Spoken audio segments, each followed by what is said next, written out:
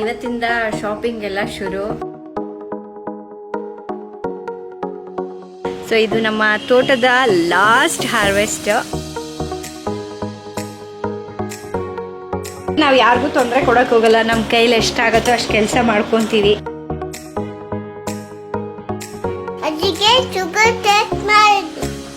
ಊಟ ಮಾಡ್ಕೊಂಡು ಇವತ್ತು ಸ್ವಲ್ಪ ಹೊರಗಡೆ ಹೋಗೋದಿದೆ.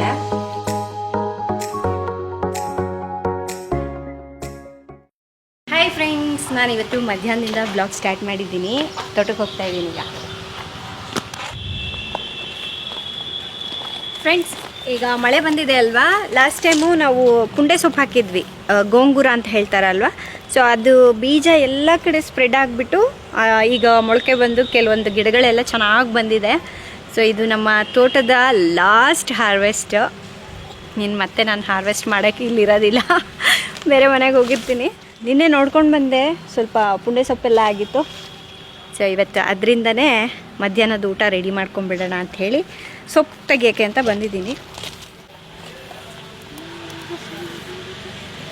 ನೋಡಿ, ಪುಂಡೆ ಸೊಪ್ಪು ಇಷ್ಟು ಶುದ್ಧ ಬಂದಿದೆ, ಸಾಕು. ಸೊ ಈಗ ನೋಡಿ ತೆಗಿಬೇಕು. ಆ್ಯಂಡ್ ಇನ್ನೊಂದು, ಇಲ್ಲಿ ಫ್ಲವರ್ಸ್ ನೋಡಿ ಎಷ್ಟು ಚೆನ್ನಾಗಿ ಬಂದಿದೆ ಅಂತ. ಇಷ್ಟು ಉದ್ದಾಗಿದೆಲ್ಲ, ಇದೆಲ್ಲ ಪಾಟಲ್ಲಿ ಹಾಕ್ಕೊಳ್ಳೋಣ. ನೋಡಿ, ಇನ್ನೂ ಇದು ಅವರೆಕಾಯಿ ಅಂತಾರಲ್ವ, ಅದು ಇದು ಹೂವು ಬರ್ತಾ ಇದೆ. ಅದು ಒಂಥರ ಚಿಕ್ಕಡುಗಾಯಿ ಅಂತಾರಲ್ವ, ಅದು ಅಲ್ಲಿ ನೋಡ್ರಿ ಎಷ್ಟೊಂದು ಹೂವಾಗಿದೆ. ಇದೆಲ್ಲ ಪಾಟಿಗೆ ಹಾಕೊಂಡ್ಬಿಡ್ತೀನಿ, ಗಿಡಗಳೆಲ್ಲ ಸುಮಾರು ಹೂ ಬಿಟ್ಟಿದೆ. ಹೊಸ ಮನೆ ಹತ್ರ ಮುಂದ್ಗಡೆ ಸ್ವಲ್ಪ ಗ್ಯಾಪ್ ಇದೆ ಅಲ್ವಾ ಗಿಡಗಳು ಹಾಕೊಳ್ಳೋಕೆ, ಇದೆಲ್ಲ ಫ್ಲವರ್ಸ್ ಮಿಕ್ಸ್ ಮಾಡಿ ಹಾಕ್ಬಿಡೋಣ. ರೈನ್ ಲಿಲ್ಲಿ ಇದು ಹಾಕಕ್ಕೆ ಬರಲ್ಲ, ಯಾಕೆ ಎಲ್ಲ ಮಿಕ್ಸ್ ಮಾಡಬಾರ್ದು. ಒಂಥರ ಬೋಕೆ ಥರ ಇರುತ್ತೆ, ಚೆನ್ನಾಗಿರುತ್ತೆ. ಇಲ್ಲ ಒಣಕ ಒಂದಂಗೆ ಆಗ್ಬಿಡತ್ತೆ. ಯಾಕೆ ಬರಲ್ಲ ಹಂಗೆ. ಅದು ಸ್ವಲ್ಪ ಜಾಗ ಇದೆ, ಸ್ವಲ್ಪ ಅಗ್ಲ ಇದ್ರೆ ಅದು ಬೇರೆಲ್ಲ ಅಲ್ಲೊಂದು ಎಲ್ಲ ಬೀಜ ಹಾಕ್ಬಿಡೋದು. ಅದೆರಡು ಹಂಗೆ ಹಾಕ್ಬೋದು. ಬೋಕೆ ಥರ ಇರುತ್ತೆ ಎಲ್ಲ ಬೀಜ. ನೋಡೋದ, ಅದು ಕೂಡ ಮಾಡೋಣ. ಇಲ್ಲೆಲ್ಲ ಹೂವಿನ ಗಿಡಗಳು ನೋಡಿ, ಇದೆಲ್ಲ ಹೂವಿನ ಗಿಡನೇ. ನಮ್ಮಮ್ಮ ಯಾವಾಗ ತಂದಾಕಿದ್ದು, ಇವಾಗ ಬರ್ತಾ ಇದೆ ಅದೆಲ್ಲ. ಮಳೆ ಬಂತಲ್ವಾ. ಸರಿ, ಸೊಪ್ಪು ಕೀಳೋಣ. ನಮ್ಮ ಅತ್ತೆ ಬೇರೆ ಬಂದಿದ್ದಾರೆ. ನೋಡ್ರಜ್ಜು, ಇಲ್ಲಿ ಇಷ್ಟಿಷ್ಟು ದೊಡ್ಡದಿದೆ ಸೊಪ್ಪು. ಬೇರೆ ಸಮಕ್ಕೆ ತೆಗೆದುಬಿಡ್ತಾರೆ.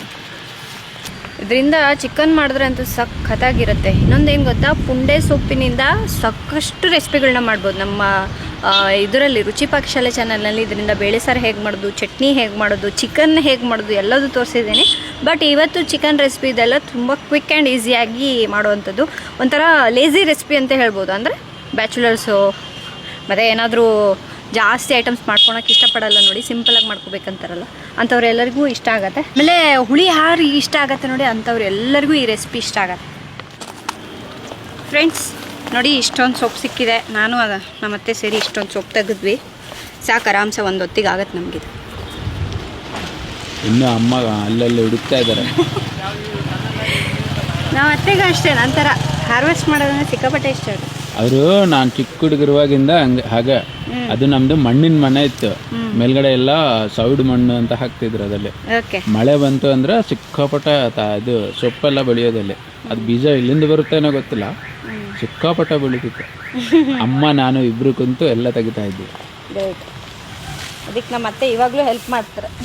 ಅದಕ್ಕೆ ಇಷ್ಟೊಂದಿದೆ, ತೆಗ್ದಂಗೆಲ್ಲ ಬರ್ತಾನೆ ಇದೆ. ಅಲ್ಲಿ ಇಲ್ಲಿ ಇಲ್ಲಿ ಇಲ್ಲಿ ಇಲ್ಲಿ ಇಲ್ಲಿ ನೋಡಿ, ಅಲ್ಲಿ ಸಬ್ಬಸ್ಗೆ ಇಷ್ಟೊಂದು ಬೀಜ ಹಾಗೆ ಇದೆಲ್ಲ. ಫ್ರೆಂಡ್ಸ್, ಈಗ ತಾನೇ ಎದ್ದು ಬಂದೆ ನೋಡಿ. ಸ್ವಲ್ಪ ರೆಸ್ಟ್ ಮಾಡಿದ್ರೆ ನನಗೆ ರಿಲ್ಯಾಕ್ಸ್ ಅನ್ನಿಸ್ತು. ಈಗ ಹೊರಗಡೆ ಹೋಗಬೇಕು. ಹಾಗಾಗಿ ಚಿನಿಮನ ನಾನು ರೆಡಿ ಮಾಡ್ತೀನಿ, ದೀರುನ ರಾಜು ರೆಡಿ ಮಾಡ್ತಾರೆ. ಹಂಗಿದ್ರೇನೆ ಟೈಮ್ ಆಗತ್ತಿಲ್ಲ ಅಂತ ಹೇಳಿದ್ರೆ ಇನ್ನೂ 1 hour ಇಲ್ಲೇ ಆಗತ್ತೆ, ರೆಡಿ ಮಾಡೋಷ್ಟೊತ್ತಿಗೆ ಆಗತ್ತೆ.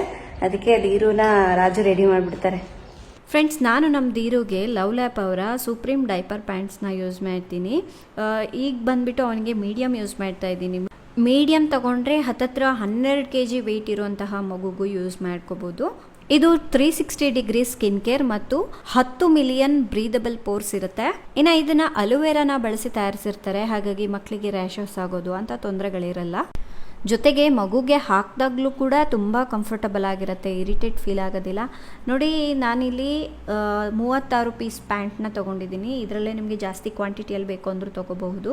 ಜೊತೆಗೆ ಅಪ್ ಟು 12 ಅವರ್ಸ್ ಪ್ರೊಟೆಕ್ಷನ್ ಕೊಡುತ್ತೆ. ಹಾಗಂತ ಹೇಳಿಬಿಟ್ಟು ಇಡೀ ದಿನ ಅವನಿಗೆ ಬರೀ ಡೈಪರ್ಸ್ನೇ ಹಾಕಿ ಬಿಡೋದಿಲ್ಲ. ಅವನಿಗೆ ನಾನು ಎಲ್ಲಾದರೂ ಹೊರಗಡೆ ಹೋದಾಗ ನೈಟ್ ಟೈಮ್ನಲ್ಲಿ ಡೈಪರ್ಸ್ನ ಯೂಸ್ ಮಾಡ್ತೀನಿ, ಮತ್ತು ದಿನವಿಡೀ ಅವನಿಗೆ ಲಂಗೋಟ್ಸ್ನ ಯೂಸ್ ಮಾಡ್ತೀನಿ.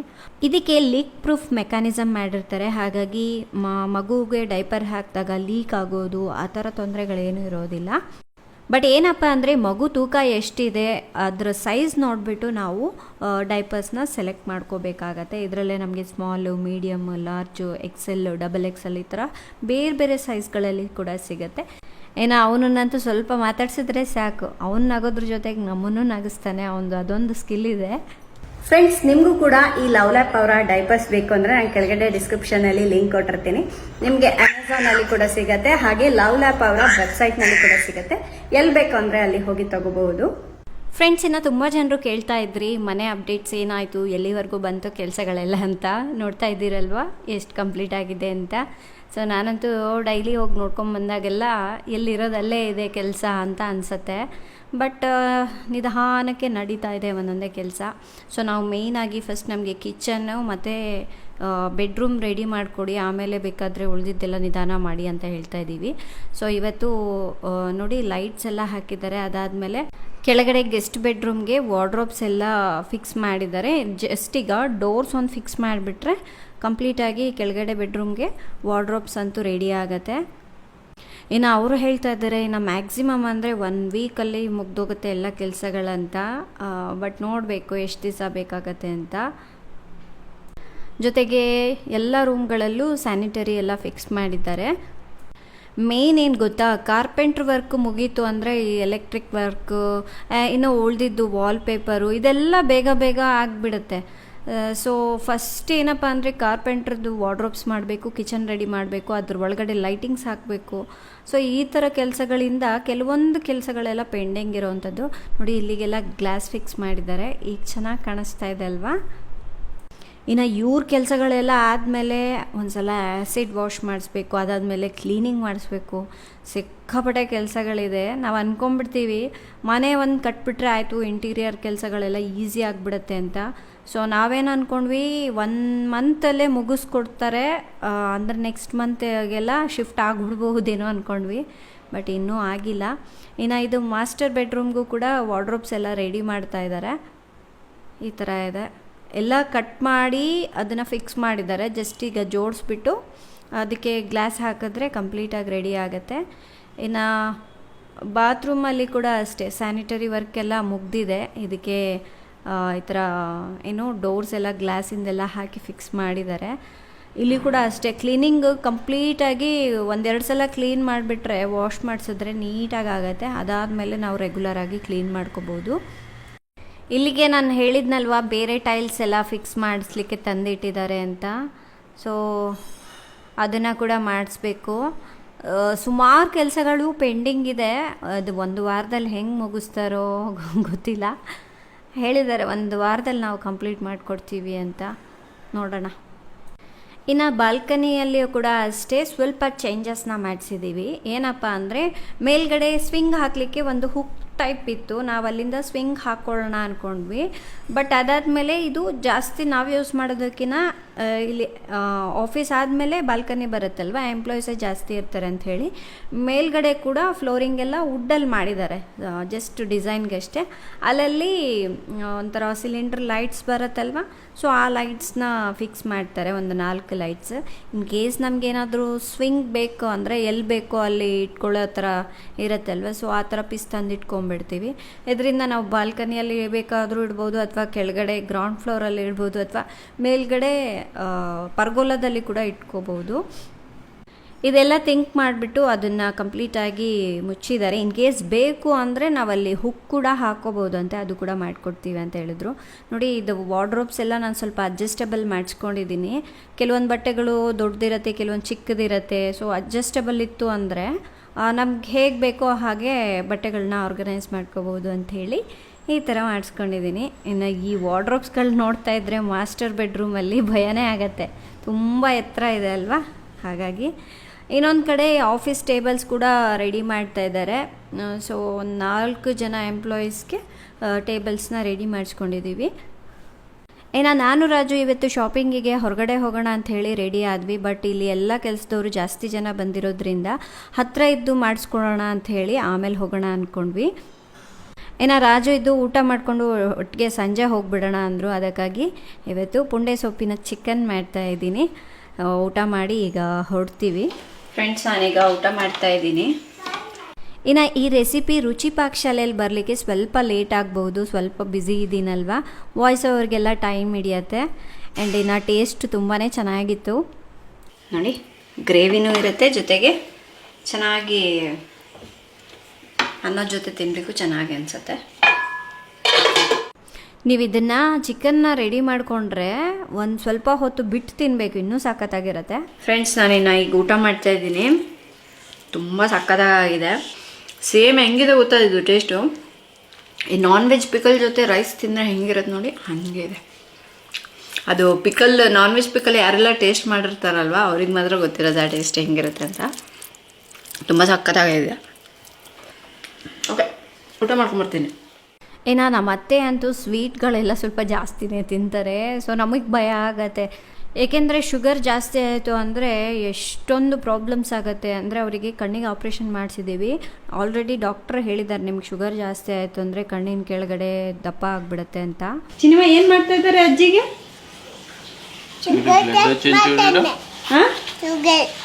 ಶುಗರ್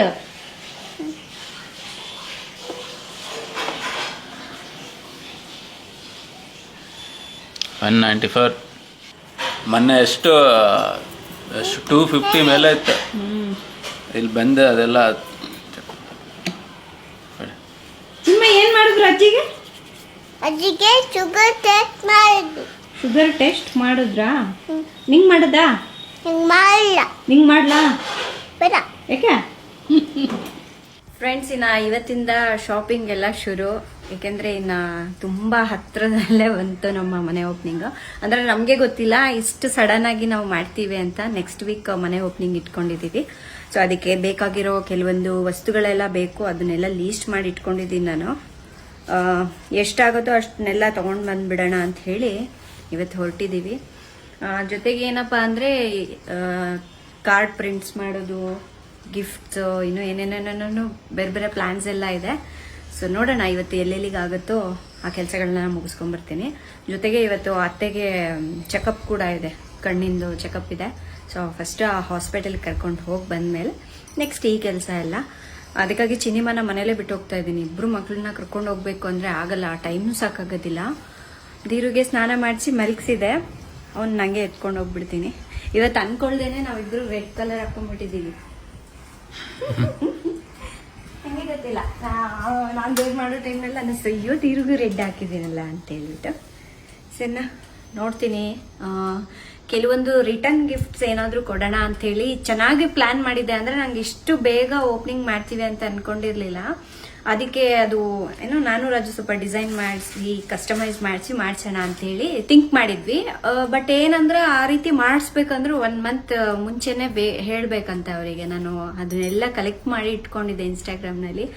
ಇಷ್ಟು ಬೇಗ ಅಂದರೆ ಆಗೋದಿಲ್ಲ ಮೇಡಮ್, 1 ತಿಂಗಳಾದರೂ ಬೇಕು, ಅಟ್ಲೀಸ್ಟ್ 20 ಡೇಸ್ ಆದರೂ ಬೇಕು ಅಂದರು.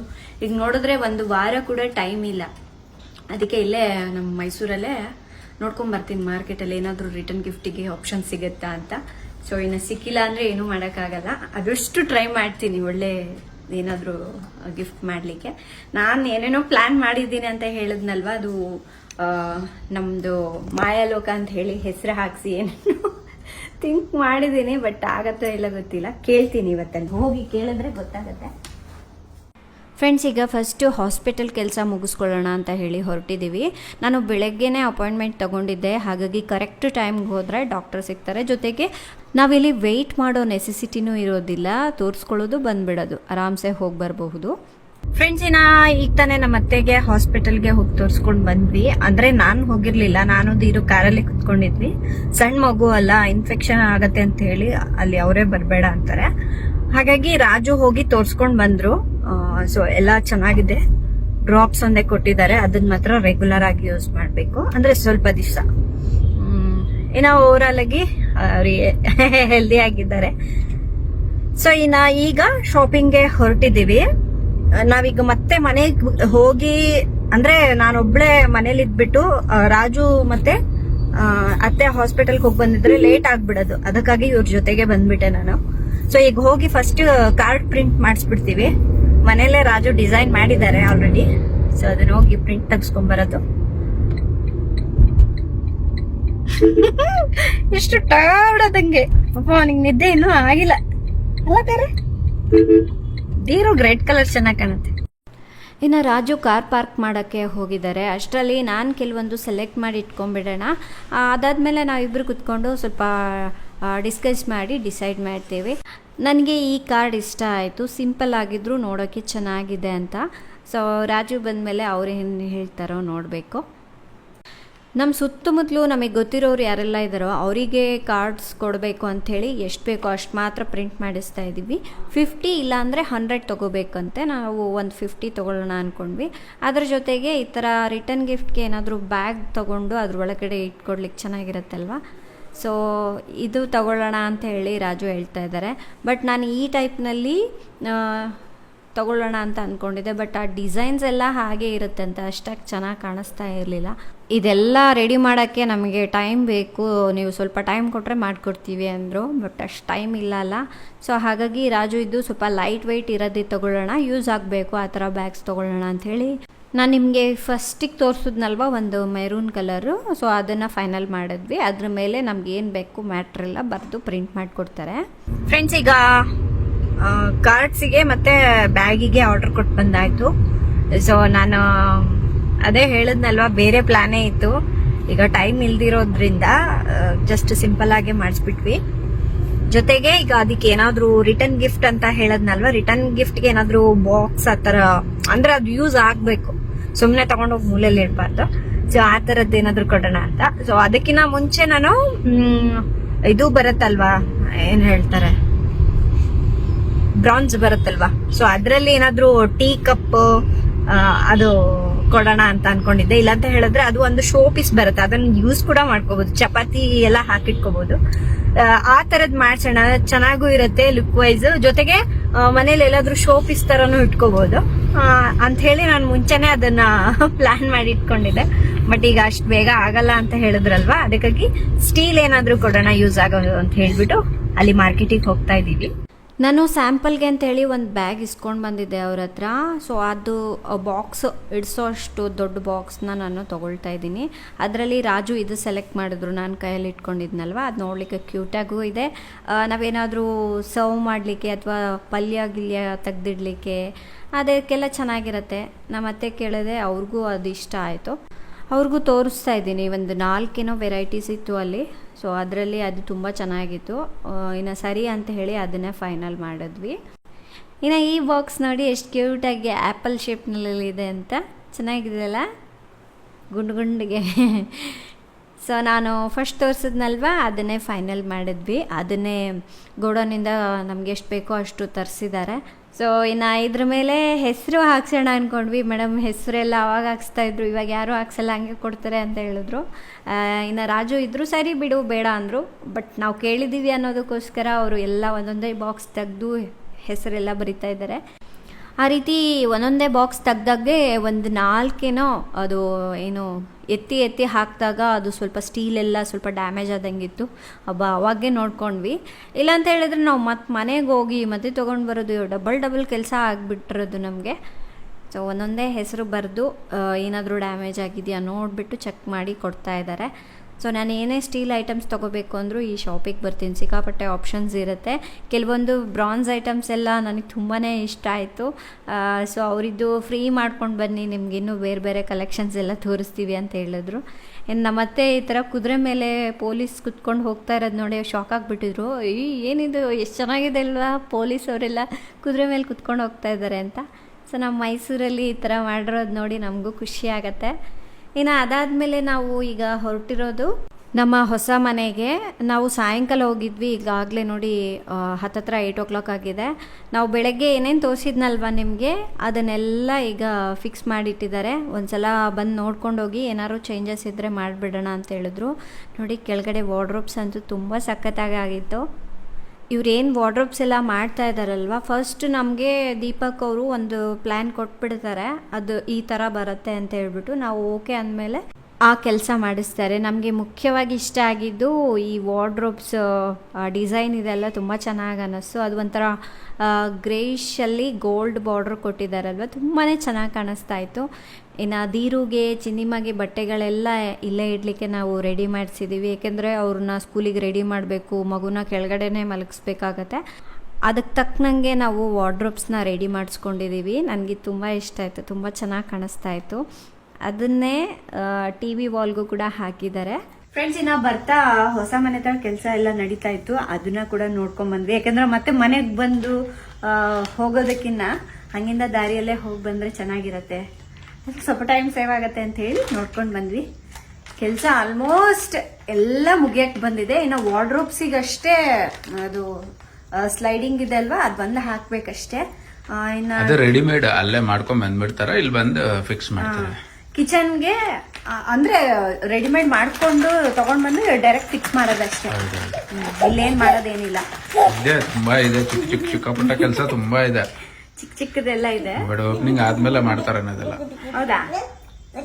ಮತ್ತೆ ಟೈಮ್ ಇಲ್ಲ, ಈಗ ಆಲ್ಮೋಸ್ಟ್ ಮುಗಿದ ಇನ್ನ ಕ್ಲೀನಿಂಗ್ ಮಾಡಿಸ್ಬೇಕು, ವಾಲ್ ಪೇಪರ್ಸ್ ಎಲ್ಲ ಹಚ್ಬೇಕು. ತುಂಬಾ ಜನರು ಏನ್ ಹೇಳ್ತಿದ್ರು ಗೊತ್ತಾ ರಜು, ಅದು ಆಸಿಡ್ ವಾಶ್ ಏನ್ ಮಾಡಿಸ್ಬೇಡಿ, ಅದೇನ್ ಬೇಕಾಗಿಲ್ಲ, ಪಾಲಿಶ್ ಇಲ್ಲ ಇಲ್ಲ, ಅದು ಫುಲ್ ಕ್ಲೀನ್ ಇತ್ತು ಅಂದ್ರೆ ಆಸಿಡ್ ವಾಶ್ ಬೇಡ. ಬಟ್ ನಮ್ದು ಸಿಮೆಂಟ್ ಪೇಂಟ್ ಸಿಕ್ಕಾಪಟ್ಟ ಬಿದ್ದಿದೆ. ಅದೇ ಹಾಗೆ ಓಪನ್ ಮಾಡಿದ್ರೆ ನೋಡಕ್ ಚೆನ್ನಾಗೇ ಇರಲ್ಲ ಅದು. ಕೆಲವ್ರು ಹೇಳ್ತಾ ಇದ್ರ, ಅದಕ್ಕೆ ಒಂದ್ಸಲ ಕೇಳ್ಬಿಡೋಣ ಅಂತ ಕೇಳ್ದೆ.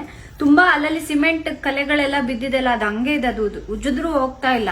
ಒಂದ್ಸಲ ವಾಶ್ ಮಾಡ್ಸೋದು ಬೆಟರ್ ಅಂತ ಅನ್ನಿಸ್ತು. ಅದು ಯೂಶಲಿ 2-3 ಸಾರಿ ಮಾಡ್ತಾರೆ ವಾಶ್. ಈಗ ಒಂದು ಅದೆಲ್ಲ ಹೋಗೋ ತರ ಚೆನ್ನಾಗಿ ಒಂದ್ಸಾರಿ ಮಾಡಿಸ್ಬಿಟ್ಟೆ, ಆಮೇಲೆ ಎಲ್ಲ ಫಂಕ್ಷನ್ ಮುಗಿದ್ಮೇಲೆ ಮತ್ತೆ ಮಾಡಿಸೋಣ. ಬೆಸ್ಟ್ ಅದು. ನಾನಿನ್ನ ಬರ್ತಾ ಚಿನ್ನಿಮಗೆ ಫೇವ್ರೆಟ್ ಏನಿದ ಗುಲ್ಕನ್, ಅವಳಿಗೆ ತುಂಬಾ ಇಷ್ಟ. ಈಗ ಸ್ಕೂಲ್ ಸ್ಟಾರ್ಟ್ ಆಗ್ತಾ ಇದೆ ಅಲ್ಲ, ಅವಳು ಬಾಕ್ಸಿಗೆ ಸ್ನಾಕ್ ಬಾಕ್ಸಿಗೆ ಏನೆಲ್ಲ ಬೇಕೋ ಎಲ್ಲ ರೆಡಿ ಮಾಡ್ಕೋಬೇಕು. ನಾನು ಒಂದೊಂದೇ ಅದೇ ಏರಿಯಾಗೆ ಹೋಗಿದ್ದೆ, ಹಂಗಾಗಿ ತಗೊಂಡ್ ಬಂದೆ. ಅಂದ್ರೆ ಇದು ಒಳ್ಳೆ ಕ್ವಾಲಿಟಿ ಇದು ಮಾಡಿರ್ತಾರೆ, ಹಾಗಾಗಿ ತಗೊಂಡ್ ಬಂದಿದ್ದೀನಿ. ನೋಡಿ ಬಾಕ್ಸಸ್ ಎಲ್ಲ ರೆಡಿ ಆಗಿದೆ. ಇದು ನಮ್ಮ 3 ಜನರಿಗೂ ಇಷ್ಟ ಆಯ್ತು, ನಮ್ಮ ಅತ್ತೆಗೆ, ನನಗೆ, ರಾಜುಗೆ ಎಲ್ಲ ಪ್ಯಾಕ್ ಮಾಡಿಸ್ದೆ. ಸೊ ಇನ್ನ ಈ ವ್ಲಾಗ್ ಮತ್ತೆ ನಾನು ನಾಳೆಗೆ ಕಂಟಿನ್ಯೂ ಮಾಡ್ತೀನಿ. ಯಾಕೆಂದ್ರೆ ಇವತ್ತು ನಾವು ಹೋಗಿ ಅದು ಕಾರ್ಡ್ಸ್ ಎಲ್ಲ ಕೊಟ್ಟಿದ್ದೀವಲ್ವಾ, ಅದನ್ನ ಹೋಗಿ ಕಲೆಕ್ಟ್ ಮಾಡ್ಕೋಬೇಕು, ಜೊತೆಗೆ ಬ್ಯಾಗ್ ಕೂಡ ಕಲೆಕ್ಟ್ ಮಾಡ್ಕೋಬೇಕು. ಹಾಗಾಗಿ ಮತ್ತೆ ಈ ವ್ಲಾಗ್ ನಾಳೆಗೆ ಕಂಟಿನ್ಯೂ ಮಾಡ್ತೀನಿ. ದೀರು ಅಂತೂ ಇವತ್ತು ಚೆನ್ನಾಗಿ ನಿದ್ದೆ ಮಾಡ್ಬಿಟ್ಟಿದ್ದಾನೆ. ಅಲ್ಲಿ ಅಲ್ಲಿ ಅಲ್ಲಿ ಅಲ್ಲಿ ಫ್ರೆಂಡ್ಸ್, ಇನ್ನ ಬೆಳಗ್ಗೆನ ಹೋಗಿ ಕಾರ್ಡ್ಸ್ ಎಲ್ಲ ತಗೊಂಡ್ಬಂದ್ರು.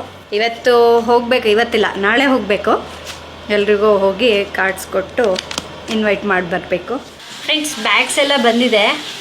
ಈಗ ಇದರಲ್ಲಿ ಬಾಕ್ಸ್ಗಳೆಲ್ಲ ಹಾಕಿ ರೆಡಿ ಮಾಡಬೇಕು. ಅದ್ರ ಜೊತೆಗೆ ಸ್ವೀಟ್ ಕೂಡ ನಾವು ಆರ್ಡ್ರ್ ಮಾಡಿದ್ದೀವಿ. ನಾಳೆನೇ ಒಟ್ಟಿಗೆನೆ, ಅಂದರೆ ಸ್ವೀಟ್ ಎಲ್ಲ ಬಂದಮೇಲೆ ಬಾಕ್ಸ್ ಒಳಗಡೆ ಹಾಕಿಬಿಟ್ಟು ಈ ಬ್ಯಾಗಲ್ಲಿ ಹಾಕಿ ಪ್ಯಾಕ್ ಮಾಡೋಣ ಅಂತ ಹೇಳಿ ಇವತ್ತು ತಂದಿಟ್ಟಿದ್ದೀವಿ. ಸೊ ಇನ್ನು ಇದನ್ನು ಹೀಗೆ ಇಡ್ತೀನಿ. ಹಾಗೆ ಕಾರ್ಡ್ಸ್ ಕೂಡ ರೆಡಿಯಾಗಿದೆ ಅಂತ ಹೇಳಿದ್ನಲ್ವ, ಕಾರ್ಡ್ಸ್ ಕೂಡ ತರಿಸಿದ್ದೀವಿ. ನಾಳೆಯಿಂದ ಇನ್ನು ಎಲ್ರಿಗೂ ಹಂಚ್ಲಿಕ್ಕೆ ಸ್ಟಾರ್ಟ್ ಮಾಡಬೇಕು. ಸೊ ಕಾರ್ಡ್ಸು ಹಂಚಿದ್ರೆ ಎಷ್ಟು ಫ್ಯಾಮ್ಲಿ ಬರುತ್ತೆ ಅನ್ನೋದು ಗೊತ್ತಾಗುತ್ತೆ. ಕೆಲವೊಬ್ಬರಿಗೆ ನಾವು ಏನೋ ವಾಟ್ಸಪ್ ಮಾಡಿದ್ದೀವಿ, ದೂರ ಇದ್ದಾರಲ್ವ, ಸೊ ನಾವು ಹೋಗಿ ಕೊಡೋಕ್ಕಾಗಲ್ಲ. ಸೊ ಅವ್ರು ಎಷ್ಟು ಜನರು ಬರ್ತಾರೆ ಅದೆಲ್ಲ ನೋಡಿ ಲೆಕ್ಕ ಹಾಕಿಬಿಟ್ಟು ಈಗ ನಾವು ಊಟಕ್ಕೆಲ್ಲ ಅರೇಂಜ್ ಮಾಡಬೇಕು. ಈ ಎಲ್ಲ ಕೆಲಸಗಳನ್ನು ನಾನು ರಾಜು ಇಬ್ಬರೇ ಮಾಡ್ತಾಯಿದ್ರೆ ಒಂದು ಕಡೆ ಖುಷಿ ಆಗ್ತಾಯಿದೆ, ಒಂದು ಕಡೆ ನಾವು ಎಷ್ಟು ಬೇಗ ದೊಡ್ಡವರಾಗ್ಬಿಟ್ವಲ್ಲ ಅಂತ ಫೀಲ್ ಆಗ್ತಾಯಿದೆ.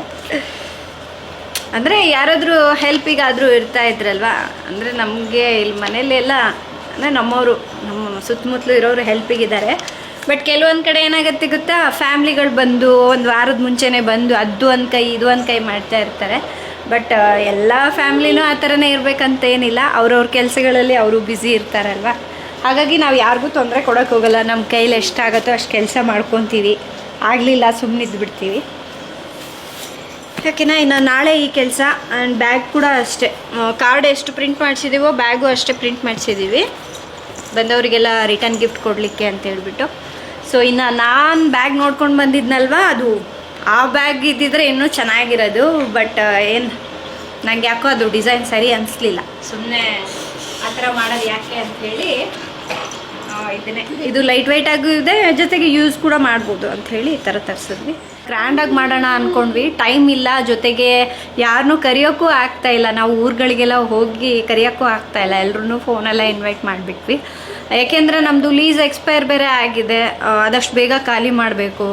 ಸೊ ಟೈಮ್ ತುಂಬ ಕಡಿಮೆ ಇರೋದ್ರಿಂದ ಎಷ್ಟು ಸಾಧ್ಯ ಆಗುತ್ತೋ ಅಷ್ಟು ನಾವು ಕೆಲಸಗಳೆಲ್ಲ ಕಡಿಮೆ ಮಾಡಿಕೊಂಡು ಬೇಗ ಕೆಲಸಗಳನ್ನ ಮುಗಿಸ್ಕೋತಾ ಇದ್ದೀವಿ. ನಾವೆಲ್ಲ ಕರೆಕ್ಟಾಗಿ ಪ್ಲ್ಯಾನ್ ಮಾಡ್ಕೊಂಡಿದ್ವಿ. ಏಕೆಂದರೆ ನಾವು ಹೆಂಗೆ ಮಾಡ್ತೀವಿ ಅಂದರೆ, ಈಗ ಯಾವಾಗ ಎಲ್ಲೇ ಊರಿಗೆ ಹೋಗಬೇಕು ಅಥವಾ ಒಂದು ಸ್ಥಳಕ್ಕೆ ಹೋಗಬೇಕು ಏನಾದರೂ ಮಾಡಬೇಕು ಅಂದರೆ ಮುಂಚೆನೇ ನಾವು ಪ್ಲ್ಯಾನ್ ಮಾಡ್ಕೊಂಡಿರ್ತೀವಿ, ಈ ಡೇಟ್ಗೆ ಇದಾಗಬೇಕು, ಈ ಥರ ಕೆಲಸಗಳಾಗಬೇಕು ಅಂತ. ಬಟ್ ಇವರು ಓನರ್ ಅರ್ಜೆಂಟ್ ಮಾಡೋದ್ರಿಂದ ನಾವು ಸ್ವಲ್ಪ ಒಂದು ತಿಂಗಳು ಮುಂಚೆನೇ ಹೋಗ್ತಾ ಇದ್ದೀವಿ. ಹಾಗಾಗಿ ಪ್ಲ್ಯಾನ್ಸ್ ಎಲ್ಲ ಉಲ್ಟಾ ಆಗಿಬಿಡ್ತು, ಏನು ಕರೆಕ್ಟು ಟೈಮಿಂಗ್ ಮಾಡೋಕ್ಕಾಗ್ತಾಯಿಲ್ಲ. ಇವನ್ನ ಹೇಳಬೇಕು ಅಂದರೆ ಡೆಕೋರೇಷನ್ ಕೂಡ ಅಷ್ಟೇ, ಎಷ್ಟು ಕಷ್ಟ ಆಗಿಬಿಟ್ಟಿದೆ ಗೊತ್ತಾ ನಮಗೆ ಡೆಕೋರೇಷನ್ಗೆ. ಯಾಕೆಂದರೆ ಎಲ್ಲರಿಗೂ ಅವ್ರವ್ರ ಕೆಲಸಗಳಿರುತ್ತೆ, ಬುಕ್ಕಿಂಗ್ ಆಗಿಬಿಟ್ಟಿರುತ್ತೆ. ನಾ ಸಡನ್ನಾಗಿ ಹೋಗಿ ಮಾಡಿ ಅಂದರೆ ಕಷ್ಟ ಆಗತ್ತಲ್ವ. ಹಾಗಾಗಿ ಎಲ್ಲ ಎಡವಟ್ಟಾಗ್ಬಿಡ್ತು. ಆದರೂ ಸಮಾಧಾನದಿಂದ ಎಷ್ಟಾಗತ್ತೆ ಅಷ್ಟು ಮಾಡ್ಕೊಂಡು ಹೋಗೋಣ ಅಂಥೇಳಿ ನಾನು ರಾಜು ಡಿಸೈಡ್ ಆಗಿದ್ದೀವಿ. ಸೊ ಹಾಗಾಗಿ ನಮ್ಮ ಮಾಯಲೋಕ ಫ್ಯಾಮ್ಲಿನ ಕೂಡ ನಾನು ರಾಜು ಇಬ್ಬರು ಇನ್ವೈಟ್ ಮಾಡ್ತಾ ಇದ್ದೀವಿ. ಸೊ ಯಾರೆಲ್ಲ ನೋಡಿರ್ತೀರೋ ನಮ್ಮ ವಿಡಿಯೋ ಅಥವಾ ನಮ್ಮ ಮನೆ ಗೊತ್ತಿರುತ್ತೋ ಬನ್ನಿ. ಸೊ ಇವತ್ತಿನ ವಿಡಿಯೋ ಇಷ್ಟ ಆದರೆ ಪ್ಲೀಸ್ ಲೈಕ್ ಮಾಡಿ, ಶೇರ್ ಮಾಡಿ. ನಾಳೆ ಇನ್ನೊಂದು ಹೊಸ ವಿಡಿಯೋದೊಂದಿಗೆ ಮತ್ತೆ ಸಿಗೋಣ. ಅಲ್ಲಿವರೆಗೂ ಟೇಕ್ ಕೇರ್, ಬಾಯ್.